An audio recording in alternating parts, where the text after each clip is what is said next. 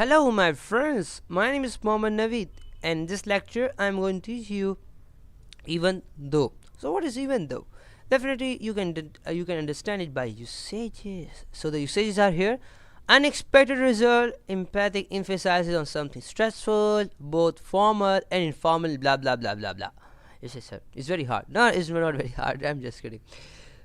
So, what is mean by unexpected result? Unexpected result means that whatever you were expecting that did not happen. Getting me? So, unexpected result means that whatever you were expecting, the thing did not expect it according to you, according to your expectation. Getting me?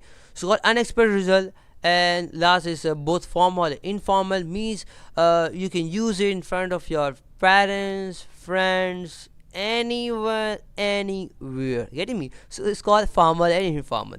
And in empathic, you can say that it emphasizes something stressful. How? See, he went to party. He went to the party, even though he was very ill. Dang, dang, dang. I was just kidding. So definitely, we are talking about something stressful. Okay.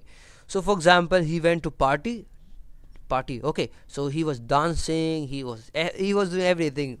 So we are talking about something unexpected because we were expecting that he will be at his home. Getting me? But we got to know that he was in party. So definitely he went to party even though he was ill. So the even though is what is expected, what is showing unexpected result, and stressful is showing something stressful, and you can use it in front of your you can say parents, teacher, anyone. Getting me? This is called formal and informal.